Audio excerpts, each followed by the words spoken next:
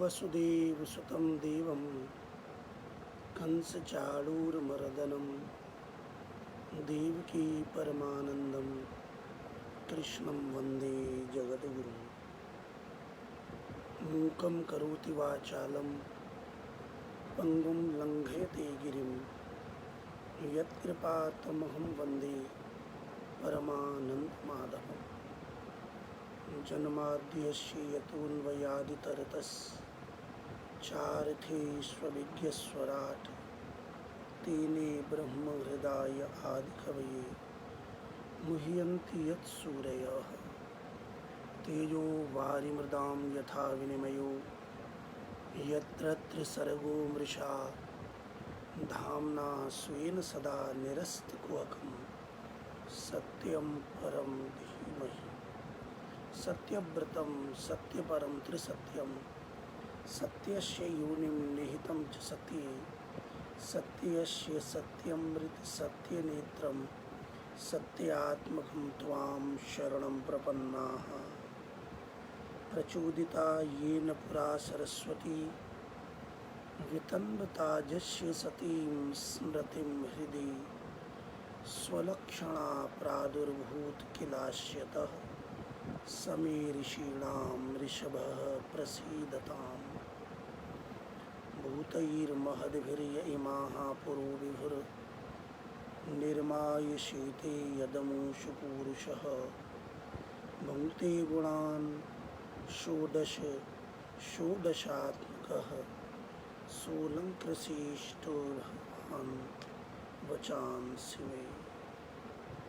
त्वमेव माता च पिता त्वमेव त्वमेव बन्धुश्च सखा त्वमेव त्वमेव विद्या द्रविणं त्वमेव त्वमेव सर्वं मम देवदेव त्वमेव सर्वं मम देवदेव। नमो देवी यमुने नमो देवी यमुने हर कृष्ण मिलनान्तरायं निजनाथ मार्गदायिनी कुमारी कामपूरिके कुरु भक्तिरायं। नमो देवी यमुने नमो देवी यमुने। श्याम सुंदर श्री यमुने महारानी की जय। श्री गोवर्धननाथ की जय। कृष्ण कन्हैया लाल की जय। श्री वृंदावन बिहारी लाल की जय। श्री द्वारकाधीश की जय। श्री केशवदेव भगवान की जय। मथुरा ब्रजधाम की जय। श्री कुंज बिहारी श्यामा श्याम की जय। श्री भगवत धाम की जय। श्रीमद्भागवत भगवान की जय। श्री व्यास जी महाराज की जय। श्री सुखदेव जी महाराज की जय। श्री सद्गुरुदेव भगवान की जय। आज के आनंद की जय। जय जय श्री राधे जय जय श्री राधे जय जय श्री राधे श्याम श्री गोपाल जी महाराज की जय।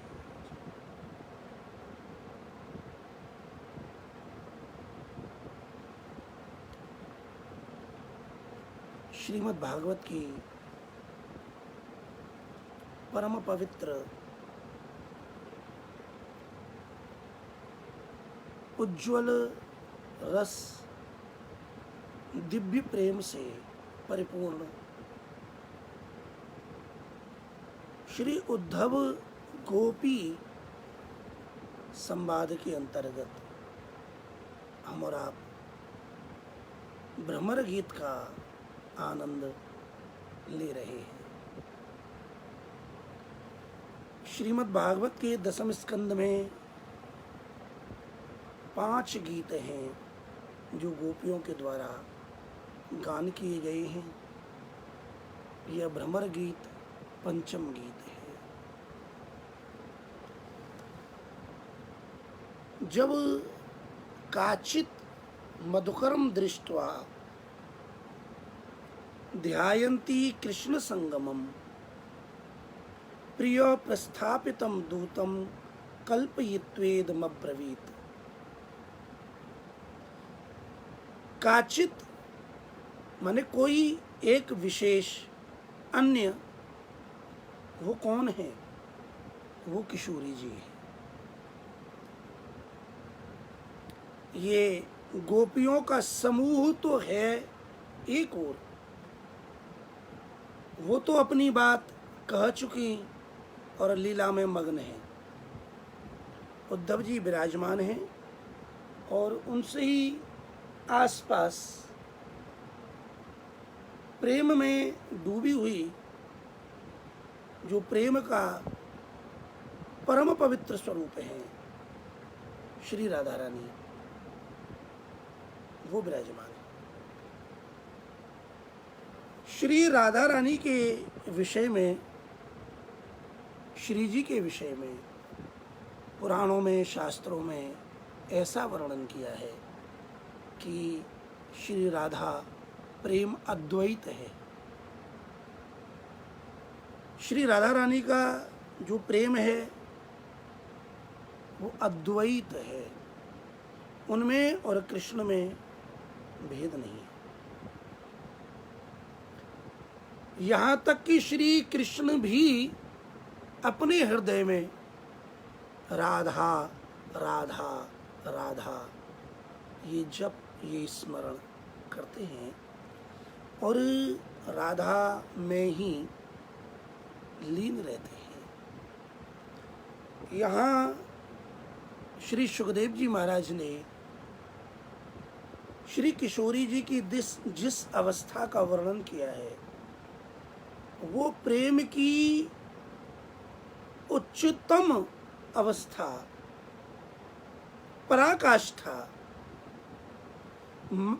भाव जब अपना परिपूर्णतम रूप धारण कर लेता है, बृहद हो जाता है, महाभाव, और उस महाभाव में भी दिव्य उन्माद, ये अवस्था श्री राधा रानी की है। श्री राधा रानी की स्थिति का संकेत बहुत कम शब्दों में और सब कुछ कह दिया सुखदेव जी ने। बोले वो काचित, वो कौन है और वो कैसी है, क्या कर रही है? ध्यायन्ती कृष्ण संगम, कृष्ण मिलन का, कृष्ण संगम का ध्यान कर रही है। ध्यान में किशोरी जी मग्न हैं कि तभी एक मधुकर उनके चरणों के पास आया। किशोरी जी का ध्यान गया। ध्यान दीजिएगा, उस भंवरे को देख करके श्री किशोरी जी ने जो अपने दिव्य उन्माद की अवस्था में जो कहा है, ये ही भ्रमर गीत हम और आप रसपान कर रहे हैं। भंवरा है एक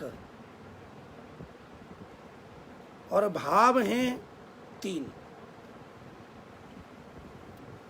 वही भंवरा एक तो सामान्य भंवरा है। किशोरी जी की वाणी में उस भंवरे को लेकर के 3 भाव विद्यमान है।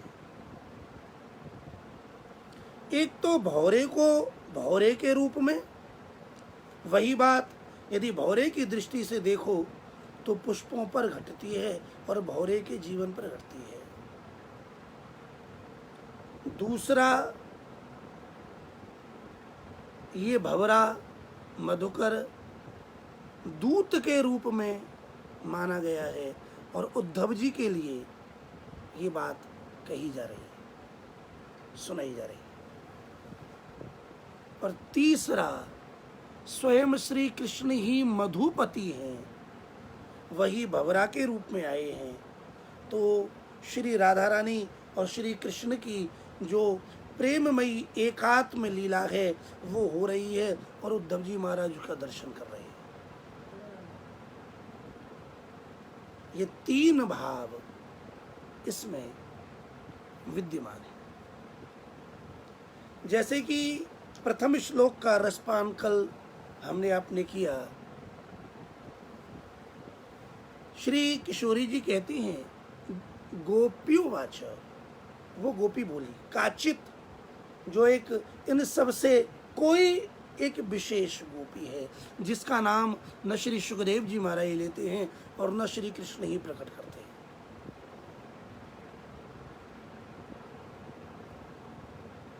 जो कृष्ण की आधार है वो राधा है। इस संपूर्ण जगत का, ब्रह्मांड का कोटिन कूट जो अनेकानेक ब्रह्मांड हैं, उन सर्वस्व का आधार कौन? श्री कृष्ण। कृष्ण आधार है जिस पर सब टिका हुआ है। कृष्ण रस है, श्री कृष्ण अमृत है, श्री कृष्ण आनंद है,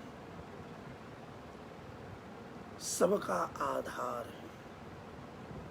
और सबके आधार श्री कृष्ण का भी आधार कौन है? उनका आधार है राधा। आधार का आधार श्री राधा रानी का जो दिव्य स्वरूप है, स्थिति है, श्री कृष्ण उस पर टिके हुए हैं। कृष्ण का आधार, कृष्ण भी आधार किसके? सबके, और सबके आधार श्री कृष्ण का आधार राधा। आधार का आधार। अब आधार आधार इन दोनों शब्दों को मिलाएंगे और बार बार इसका वाचन करेंगे, बोलेंगे, इसे रटेंगे कंटिन्यू, तो बार बार बोलने पर एक दो अक्षर प्राप्त होते हैं। राधा। आधार प्लस आधार प्लस आधार।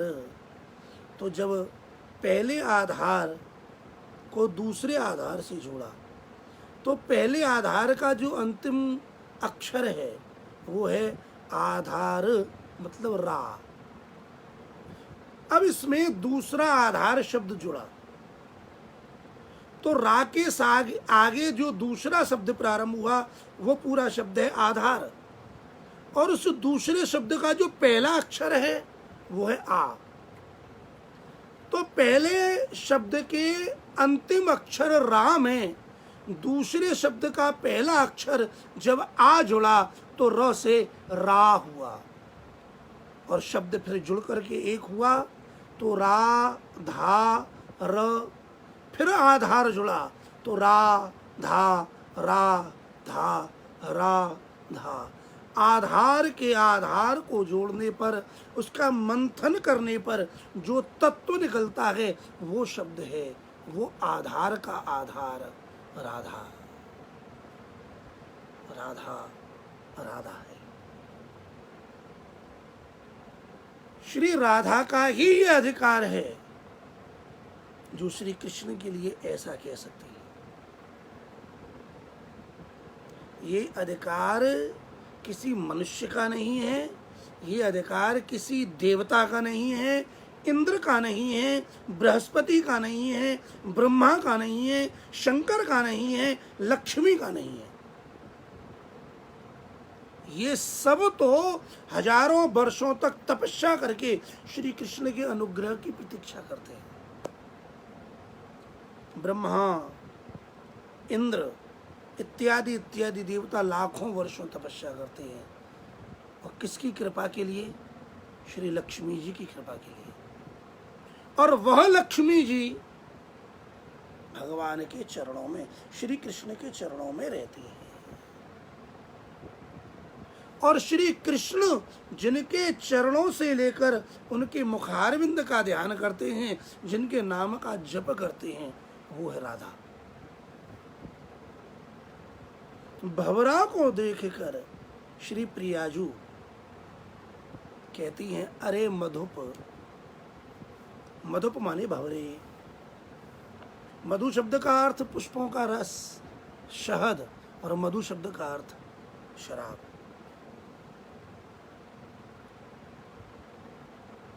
और मधु यदुवंश, तो ये तीन अर्थ भंवरे पर घटे। श्री कृष्ण भी काले हैं, उद्धव भी काले हैं, और भंवरा भी काला है।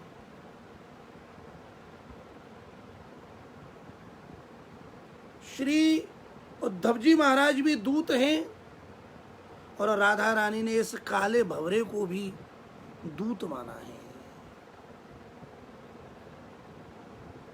प्रिय प्रस्थापितम दूतम कल्पयित्वेद, उन्होंने ऐसी कल्पना कर ली है कि ये भंवरा जो आया है, ये श्री कृष्ण के द्वारा भेजा हुआ है, ये कृष्ण का दूत है। और ये जो गुंजार रहा है, ये इसकी गुंजार, ये इसकी गूंज, इसके द्वारा स्तुति है, अनुनय विनय है, मनाना है। और बार बार चरणों पर आना, पांव छूना, मनाना, क्षमा याचना करना है। भंवरा भी दूत है और उद्धव जी भी दूत हैं। भंवरे को दूत मान करके श्री किशोरी जी ने कहा, अरे मधुप, तू कपटी का मित्र है। जैसा मित्र वैसा तू, इसीलिए उस कपटी का संदेश लेकर के तू आया है, और उस कपटी ने तुझ कपटी को हमारे पास भेजा है। तू कपटी का दूत भी है और स्वयं कपटी भी है। कितब बंधु, कपटी कौन है? श्री कृष्ण। श्री किशोरी जी कहती हैं, वो छलिया है, वो छलने वाला है, वो सबका रस लेता है और किसी के साथ नहीं रहता है। वो ऐसा निर्मोही है कि जब पास में हुए तो इतना ऐसा लगे कि वो तुम्हारा ही है, लेकिन इतना छली है कि अगले पल ही जब जाता है तो लौट के सुध भी नहीं लेता। तुम भी छलिया हो,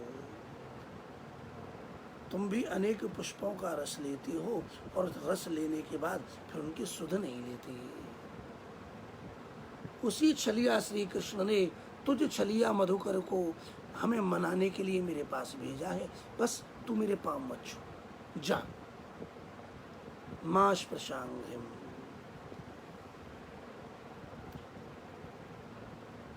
मेरी स्तुति मत कर, हमारी क्षमा याचना। अरे हमारी क्षमा याचना करने की क्या जरूरत है? हमें मनाने के लिए क्यों आए हो? हम तो गांव की गवारें हैं, गायों के साथ, पशुओं के साथ रहने वाली हैं। हम तो गांव में रहने वाली हैं। और श्री कृष्ण तो अब मथुरा की नागरियों के साथ रहते हैं। तू जहां से आया है, हम तुझे पहचान गए हैं। तेरी मूंछों पर ये जो लाल लाल पीला पीला चंदन लगा हुआ है ना, इस चंदन को देख करके हम पहचान रही हैं कि चंदन हमारे श्याम सुंदर के वक्षस्थल का है। ये चंदन उस माला पर लगा हुआ है जिसको श्याम सुंदर विराजमान करते हैं अपने हृदय पर। और जब मथुरा की अन्य हमारी सपत्नी सौतों ने श्री कृष्ण के साथ आलिंगन किया तो उनके मिलन के द्वारा उनके हृदय का अंगराग भी इसमें मिला हुआ है। जब उनके मिलन से माला टूटी, चंदन गिरा, तो उसी को तू अपनी मूंछों पर लगाकर हमारे पास आया है। हमें पहचान रही है कि तुझे उन सपत्नियों ने ही भेजा है, उसी कृष्ण ने ही भेजा है। किस लिए भेजा है? हमें दुख देने के लिए। इसलिए अब तू हमसे उनकी और चर्चा मत कर, तू मेरे चरणों को बार बार ना छू, बस यहां से चला जा। मां स्पृशांघ्रिम,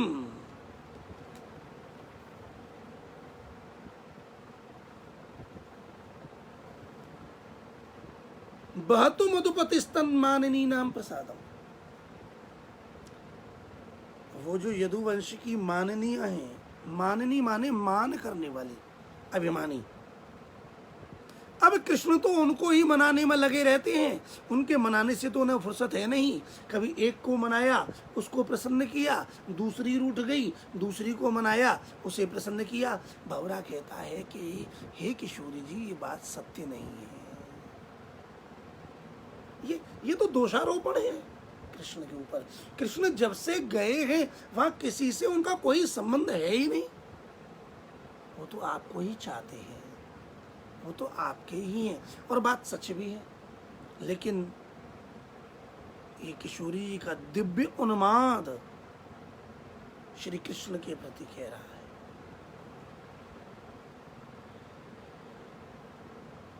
उद्धव जी हैं बृहस्पति के शिष्य, बड़े ज्ञानी हैं, वेदांतदर्शी हैं, और उनका उद्देश्य है कि कृष्णवाद को हटाकर ब्रह्मवाद को स्थापित कर दिया जाए। जो कृष्ण को लेकर के जो इतनी चर्चा कर रहे हैं, श्री कृष्ण इनको लेकर इतने दुखी हो रहे हैं, चिंतित हैं, तो उस चिंता की जड़ को ही मिटा दिया जाए। श्री कृष्ण ने कहा था कि मद प्राणः मत चित्ताः, किन गोपियों का चित्त, उनका मन मुझ में ही है। तो ये सोच करके श्री कृष्ण वहाँ दुखी हो रहे हैं। तो यदि इनका चित्त ही कृष्ण में से हटाकर ब्रह्म में कर दिया जाए तो बात तो वही है, और ब्रह्म का चिंतन करने से इन्हें कृष्ण का स्मरण नहीं होगा, न ये दुखी होंगे न कृष्ण दुखी होगा। जबकि ब्रज में जो कृष्ण के प्रति भाव है वह आत्मस्वरूप का भाव न हो करके संबंध का भाव है। ये मेरा बेटा है, ये मेरा सखा है, ये मेरे प्रियतम है, ये मेरे स्वामी हैं, ये मेरे सर्वस्व है। संपूर्ण ब्रजवासी इनको अपना जीवन सर्वस्व मानते हैं। और श्री किशोरी जी तो इनके ही भाव में जीती है। भाव राज्य की इस लीला का दर्शन भाव के द्वारा ही प्राप्त होता है। श्री किशोरी जी कहती हैं कि बड़ी मजाक उड़ेगी कृष्ण की यदुओं की सभा में। यदु सदस्य विडम्बियम, जिन माननीयों को कृष्ण बार बार मना रहे हैं और उनके कृपा प्रसाद को वो बहन कर रहे हैं, एक दिन ये उनके लिए बड़ा हास्यास्पद सिद्ध होने वाला है। हे मधुकर, तुम मेरे चरणों को ना छुओ और जाओ। मधुकर में श्री कृष्ण के दूत की भावना करते हुए श्री किशोरी जी जब इस प्रकार मधुकर को हटाती हैं तो मधुकर का स्वभाव है कभी पास कभी दूर। भंवरा मानो थोड़ी देर के लिए थोड़ा पीछे हटा और फिर लौट करके आया। जब इस प्रकार भंवरे का बार बार आवागमन हो रहा है और भंवरा प्रयास कर रहा है कि किसी भी तरह वो चरण रस पान कर ले, और किशोरी जी निषेध कर रही है, तब श्री सुखदेव जी महाराज आगे की लीला का वर्णन करते हैं। सकृदधरि सुधाम स्वाम मोहिनीं पाययित्वा सुमनस इव सद्यस्तत्यजेस्मान् भवाद्रि परिचरति कथं तत् पादिपद्मं तु पद्मां यपिबत घृत चेता उत्तम श्लोक जल्पैः सकृदधरि सुधां स्वां मोहिनीं पाययित्वा सुमनस इव सद्यस्तत्यजेस्मान् भवादृक् परिचरति कथं तत् पादिपद्मं तु पद्मां यः पिबत हृतचेता उत्तमश्लोक जल्पैः। किशोरी जी कहती हैं, अरे भवरे, ये जो कृष्ण है ना, ये बड़ा कपटी है, और उस कपटी का ही ये लक्षण है कि वो देखने में बिल्कुल काला है। जैसा तन का काला वैसा मन का काला, और तू भी बिल्कुल वैसा ही काला है। काले का दूत भी काला है। इसमें इस श्लोक में ये भाव व्यक्त किया गया है कि जिस प्रकार भंवरा अनेक पुष्पों से रस लेकर के फिर उन पुष्पों का त्याग करके चला जाता है, उसी प्रकार श्री कृष्ण भी हमारा त्याग करके मथुरा चले गए, और उन्हीं श्री कृष्ण की चरणों की सेवा लक्ष्मी जी करती हैं। लक्ष्मी जी क्यों करती हैं? क्योंकि श्री कृष्ण ने उन्हें अपनी बातों में, और जो कृष्ण के जो भक्त हैं उन्होंने अपनी बातों में लक्ष्मी जी को फंसा लिया है, और वो लक्ष्मी जी उनके चक्कर में फंस करके उनके चरणों की सेवा कर रही हैं। ये इस श्लोक का भाव है। अब जरा शब्दों के भाव पर विचार करते हैं। सकृत अधर सुधाम, सकृत शब्द का अर्थ होता है एक बार, केवल एक बार। अधर सुधाम, अधर कहते हैं इस नीचे वाले अधर को, ऊपर का जो भाग है इसे कहते हैं होठ, और जो नीचे है ये है अधर। अधर ओष्ठ, अधर सुधा। वो कृष्ण कैसे हैं, कैसे छलिया हैं? बोले उन्होंने केवल एक बार अपनी अधर सुधा का, अधरामृत का हमें पान कराया, और एक बार पान करा करके उन्होंने हम पर ऐसी मोहिनी डाल दी कि एक बार पान करा करके वो तो चले गए और उनके लिए हम पागल हो गए। मोहिनीम पाययित्वा, उन्होंने अधर सुधा क्या पिलाई? मानो मोहिनी ही पिला दी। और पिलाने के बाद सुमनसैव सद्यः तत्यजे, जैसे तू भंवरा सुमनस पुष्प का रस लेने के बाद तत्यजे, उसे त्याग करके चले जाते हो। अस्मान, ऐसे हमें भी वो कपटी, वो काला कृष्ण त्याग करके चला गया है। और ध्यान दीजिएगा, इस श्लोक में जो मोहिनीम शब्द है, मोहिनीम पाययित्वा, मोहिनी माने मोहन, मोह लेना।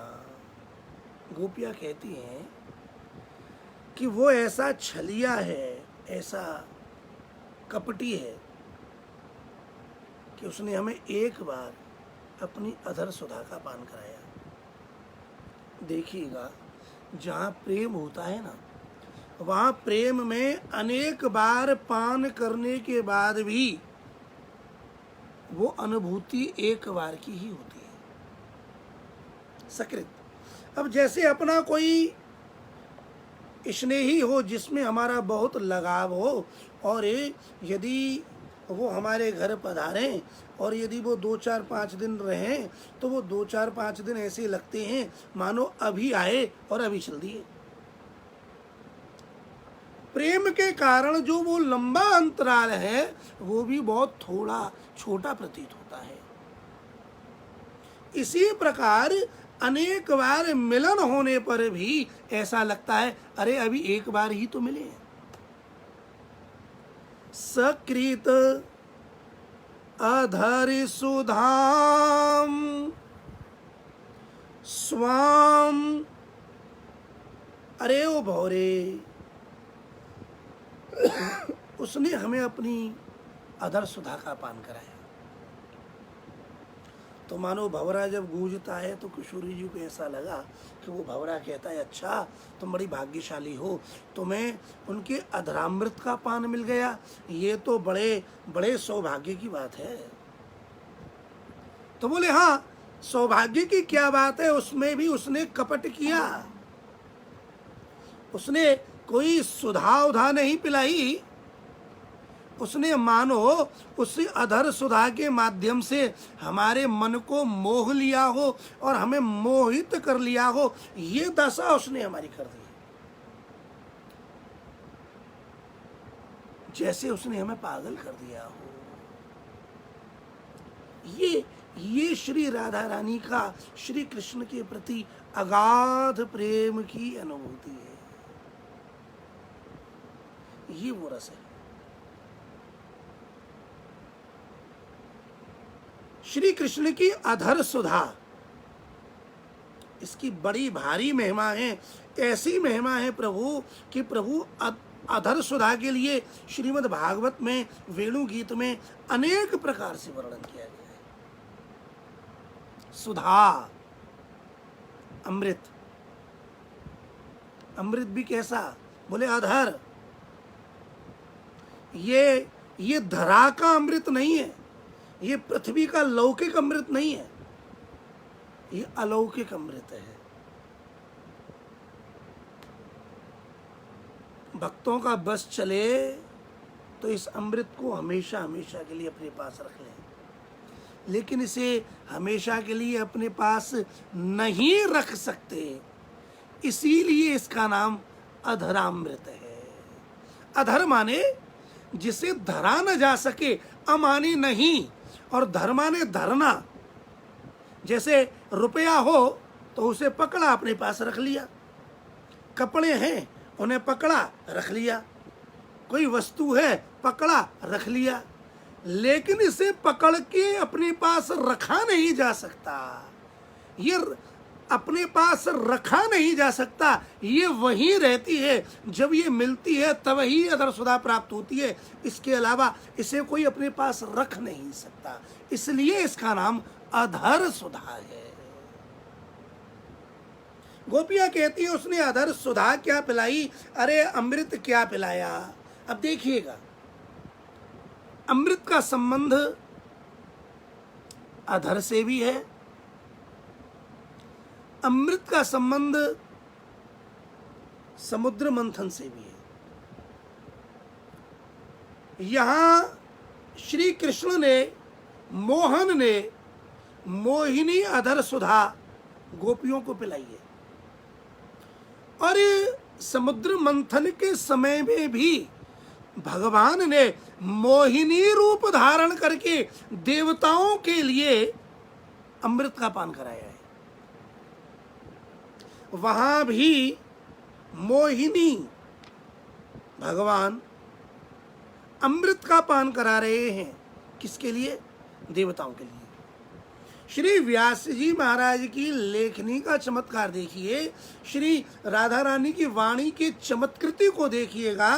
इस श्लोक में मोहिनी शब्द का जो प्रयोग है वो मोहिनी अवतार में भी लगता है। क्यों लगता है? मोहिनी शब्द भी है और सुमनस शब्द भी है। ध्यान से समझिएगा।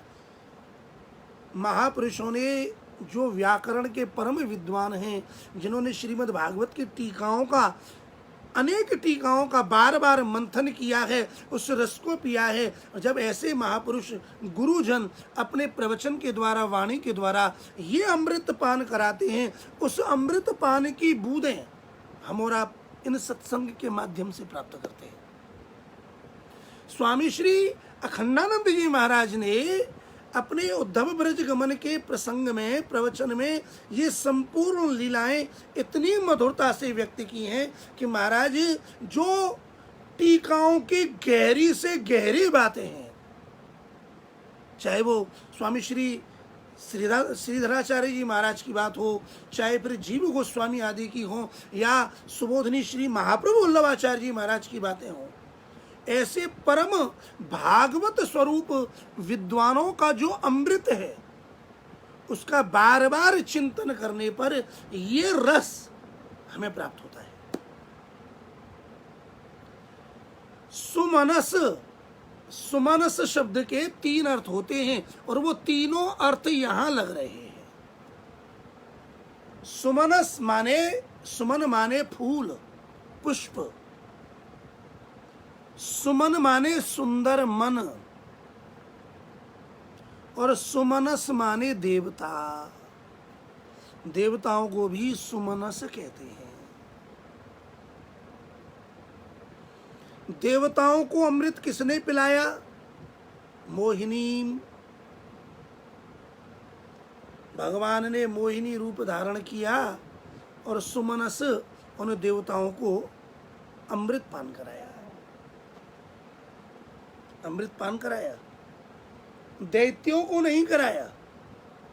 दैत्यों को केवल वाणी से जल्पना की, उनकी प्रशंसा की, उनकी डींग हागी, उनके लिए वाणी के द्वारा कटुवाद किया और देवताओं को अमृत पिलाया। लेकिन देवताओं को अमृत पिलाने के बाद भी वो भी साथ में नहीं रहे। तत्यजे, मोहिनी भगवान अमृत पिलाने के बाद में चले गए, रहे नहीं। उनका कपट देखो, दैत्यों के साथ भी कपट किया और देवताओं के साथ भी कपट किया। दैत्यों को अमृत भी नहीं पिलाया, देवताओं को अमृत तो पिलाया, लेकिन साथ नहीं रहे, त्याग करके चले गए। ऐसे ही श्री कृष्ण, श्री कृष्ण ने सकृदधर सुधाम स्वाम मोहिनीम पाययित्वा सुमनस एव सद्यः तत्यजे अस्मान। उन कृष्ण ने भी हमारा त्याग उसी प्रकार कर दिया जैसे श्री मोहिनी भगवान ने देवताओं को अमृत पिलाया और अमृत पिलाने के बाद वो चले गए, उन्हें छोड़ गए। ऐसे ही हमें भी सकृत अधर सुधाम, अपनी अधर सुधा का पान कराया और पान कराने के बाद चले गए। तो भंवरे ने मानो गुंजार करके कहा कि जब उन्होंने तुमको अधर सुधा का पान कराया तो तुम उनको पकड़ लेती। तो राधा रानी कहती हैं, हमने चाहा तो यही था कि उन्हें हमेशा हमेशा के लिए पकड़ लें, लेकिन वो बहुत तेज है, इतना तेज है कि जब तक हम उसे पकड़ने के लिए प्रयास करते तब तक वो हमें छोड़ करके चला गया। बाबरे, देखो तुमने तोता को पकड़ते देखा होगा, चिड़िया पकड़ में आती है, मोर पकड़ में आते हैं, लेकिन भंवरे को कितने व्यक्ति पकड़ सकते हैं? ध्यान दीजिएगा, भंवरा बहुत चंचल होता है, भंवरा बहुत आसानी से पकड़ में नहीं आता। श्री कृष्ण भी बहुत आसानी से पकड़ में आते ही नहीं, आते दिखते हैं और जाने कब चल दें ये पता नहीं। कृष्ण की स्वरूप का, उनकी लीलाओं का दिग्दर्शन है महाराज। श्री कृष्ण ने अधर सुधा पान कराई, गोपियों को इस बात का भी दुख है कि उन्होंने तो अधर सुधा पान करा दी, हम उन्हें अपनी अधर सुधा बार बार पान कराना चाहते थे, हम उन्हें अपना अधर सुधा पान कराते, इससे पूर्व हमें छोड़ करके चला गया। श्री किशोरी जी कहते हैं कि वो बड़ा भारी, बहुत भारी छलिया है, यहां उसने हमें छला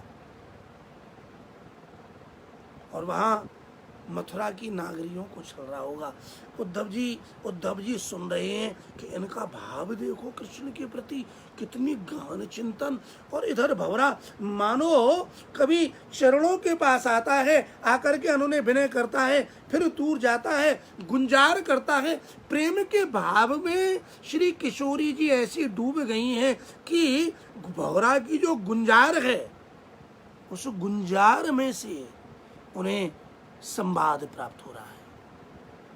भंवरा गुंजारा तो उन्होंने कहा कि आप इस प्रकार से हमारे श्री कृष्ण का बार बार अपमान कर रही हैं कि वो कपटी है, वो एक बार अधर सुधा पिला करके हमें मानो कोई जड़ी बूटी जैसे कोई खिला दे, कोई पागल कर दे, इस प्रकार उन्होंने हमारे ऊपर मोहिनी डाल दी है, हमें पागल कर दिया है, हमें मार रहा है, हमें दुख दे रहा है। तुम इस प्रकार के जो बार बार दोषारोपण कर रही हो, ये तो गलत है। वो तो बड़े उच्च कोटि के भगवान हैं, ईश्वर हैं, बड़े दयालु हैं, बड़े कृपालु हैं, तुम इस प्रकार की बात करती हो, ये गलत है। आप देखो, जिन लक्ष्मी जी की उपासना बड़े बड़े देवता करते हैं, वो लक्ष्मी जी हमारे श्री कृष्ण के चरणों की सेवा में लगी रहती है। भंवरे ने मानो गुंजार की, किशोरी जी ने सुना लक्ष्मी जी चरणों की सेवा करती हैं, बात तो सही है, लेकिन तत्काल श्री किशोरी जी उत्तर भी देती है, परिचरति कथम तत् पाद पद्मं तु पद्मा यपिबत हृति चेता उत्तम श्लोक जल्पैः।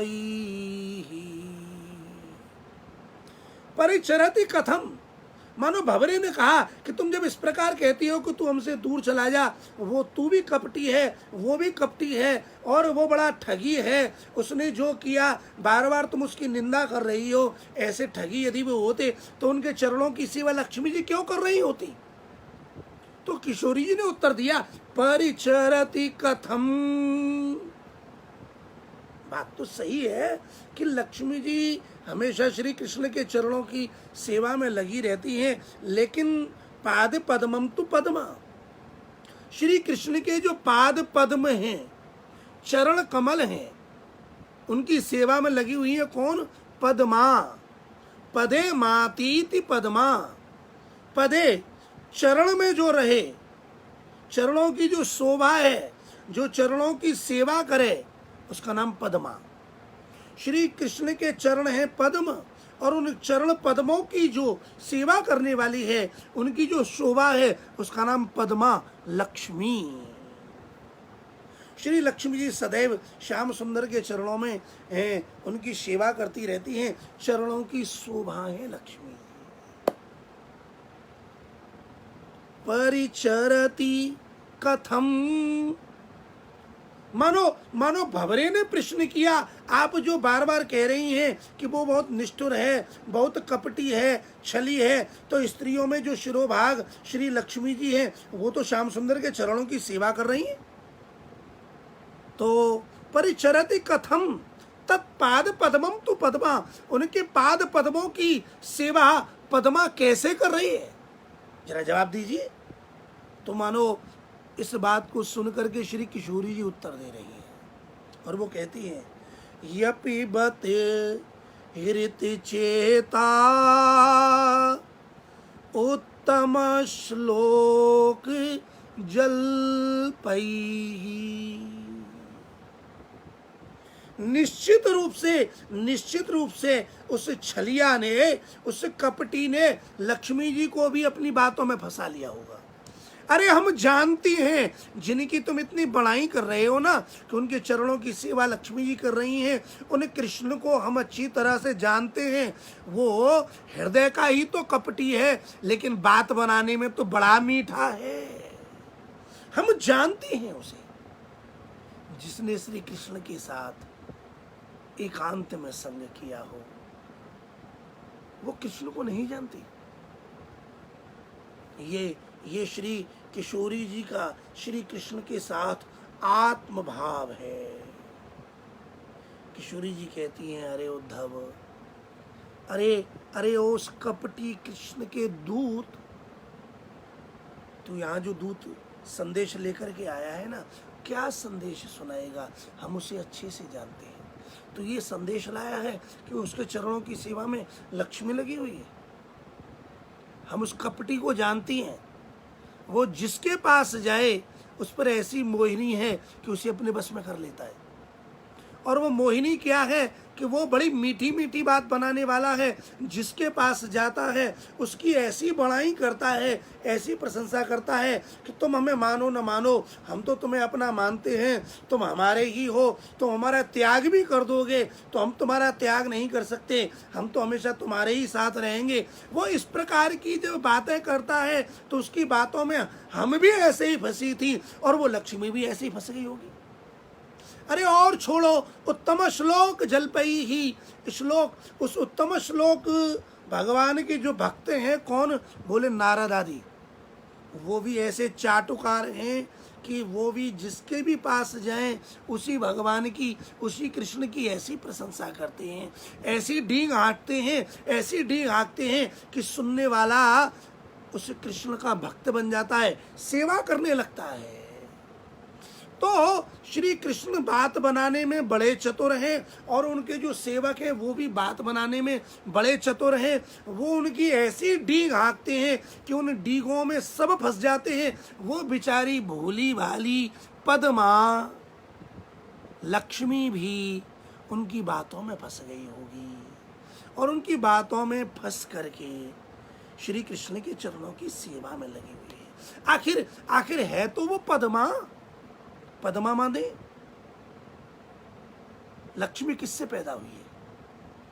लक्ष्मी जी का जन्म हुआ है समुद्र मंथन में। हाँ, समुद्र कौन है? समुद्र है जल, क्षिति जल पावक गगन समीरा। क्षिति जल, जल समुद्र। जल कौन है? जड़। जड़ से पैदा होगा तो वो भी कौन होगा? वो भी तो जड़ बुद्धि ही, भोला भाला सीधा साधा ही होगा। ये है चालाक और लक्ष्मी है बेचारी समुद्र की पुत्री, कमल में रहने वाली, जड़ से पैदा हुई, जड़ बुद्धि, भोली भाली। ये चालाक, ये कपटी, वो भोली भाली इसकी बातों में फंस गई और इसकी बातों में फंस करके इसकी चरणों की सेवा में लगी हुई है। परिचरति कथम तत् पादि पद्मं तु पद्मा यपिबत हृत चेता उत्तम श्लोक जलपई। हृत चेता ये ऐसी मीठी मीठी बात बनाने वाला है और जब बात बनाता है तो ऐसी बड़ाई करता है जलपई ही कि चित्त को चुरा लेता है। इसने लक्ष्मी जी के भी चित्त को चुरा लिया और वो बेचारी बैकुंठ को छोड़ करके, अपने पिता के घर को छोड़ करके इसके चरणों में आ गई। हम तो तुम्हारे चरणों की सेवा करेंगे।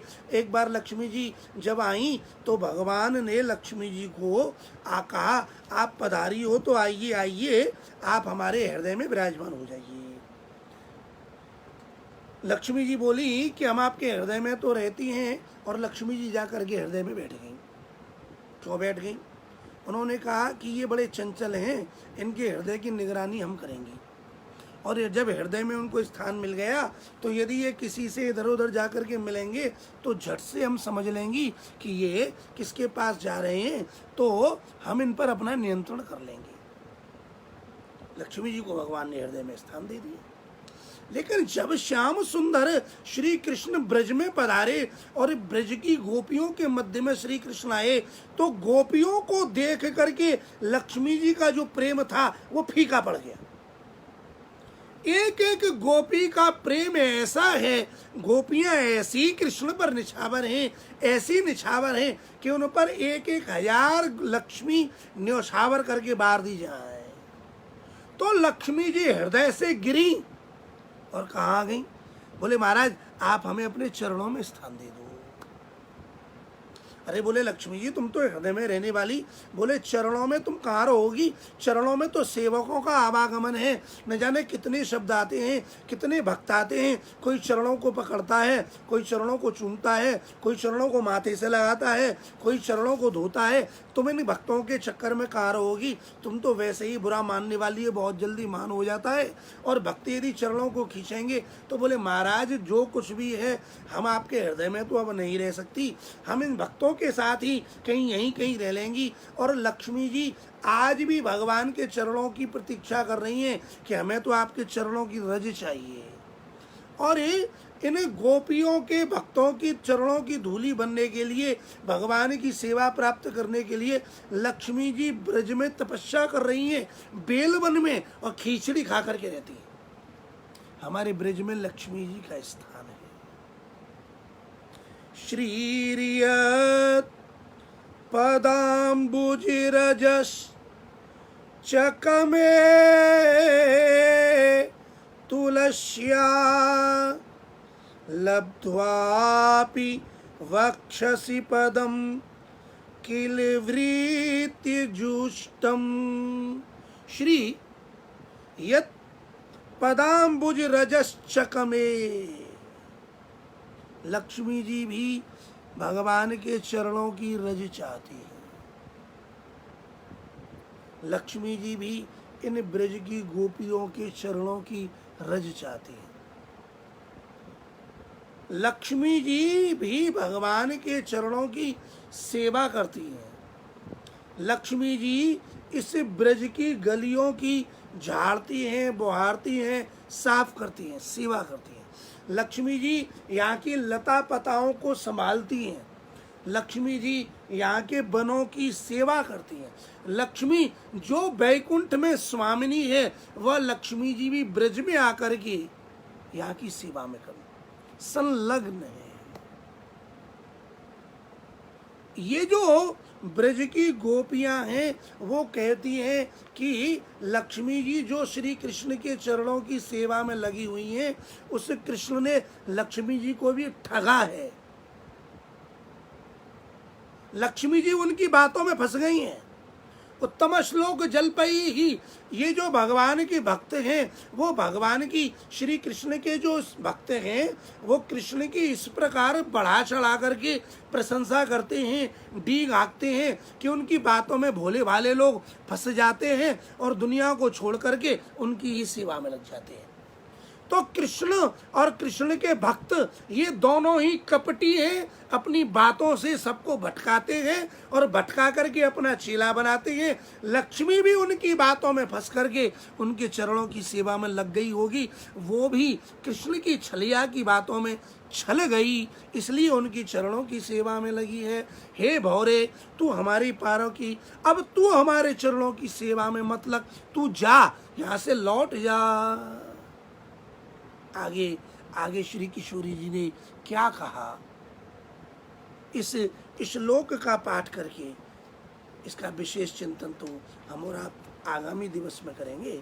बस एक बार इस श्लोक का पाठ कर लें। श्री किशोरी जी कहती हैं, किमिहि बहुषडङ्ग्रे किमिह बहुषडङ्घ्रे गायसी त्वं यदूना मधिपतिमगृहाणा मगृतो नः पुराणम् विजय सखि सखीनां गीयतां तत् प्रसंगः क्षपिति कुचि रुजस्ते कल्पयन्तीष्ट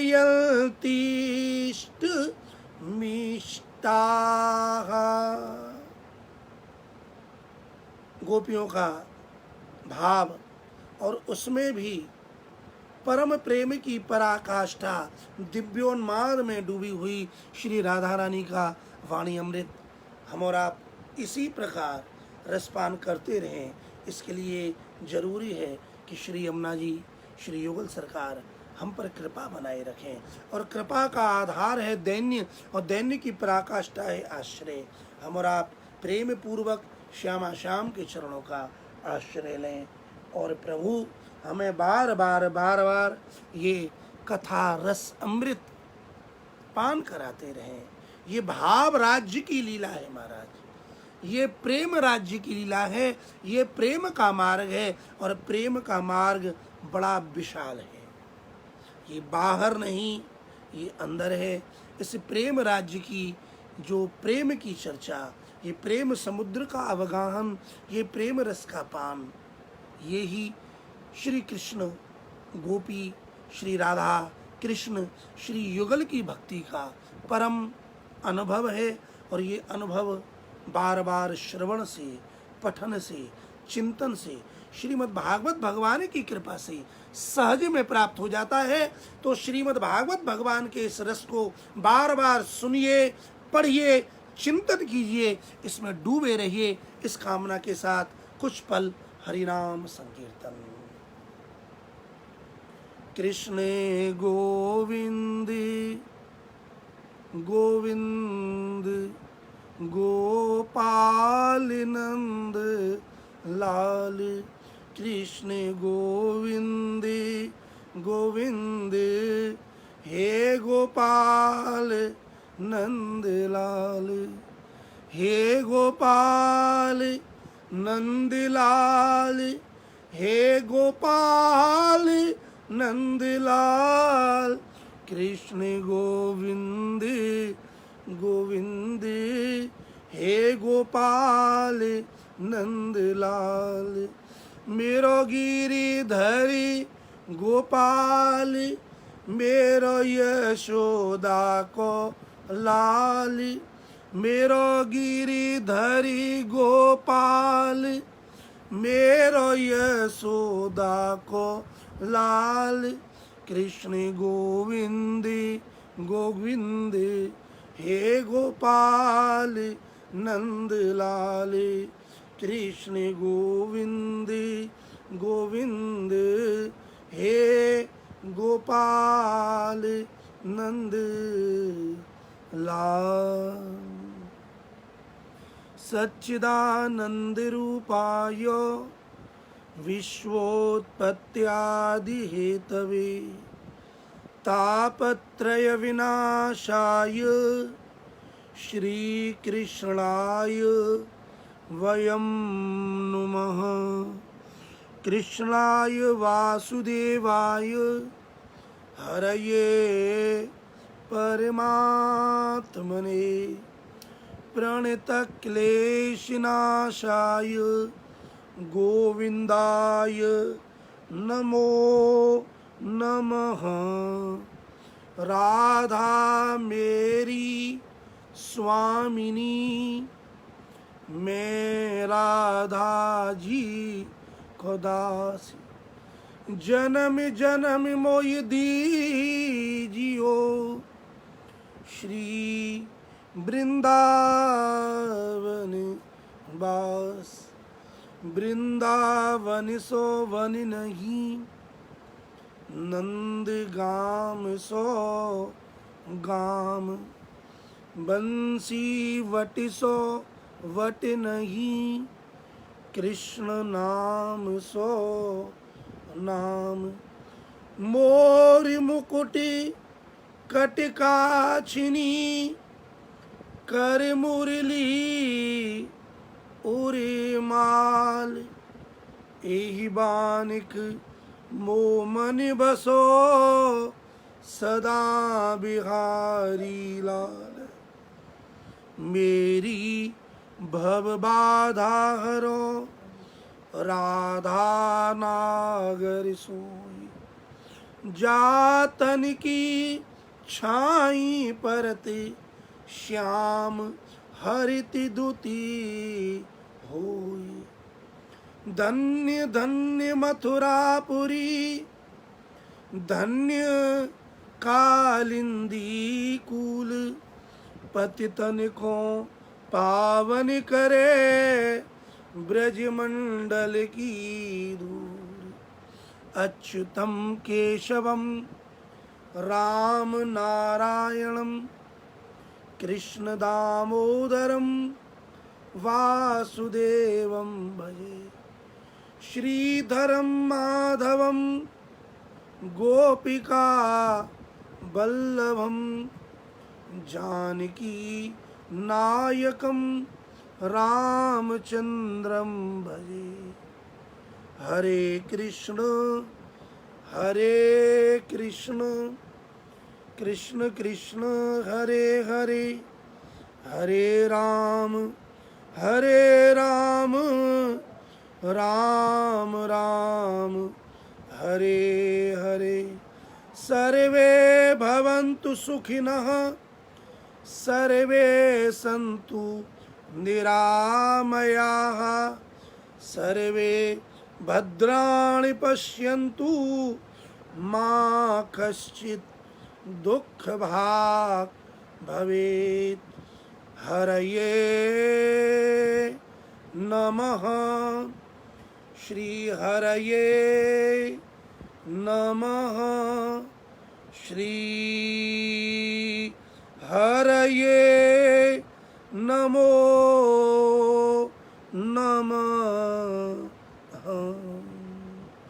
जय जय श्री राधे, जय जय श्री राधे, जय जय श्री राधे श्याम।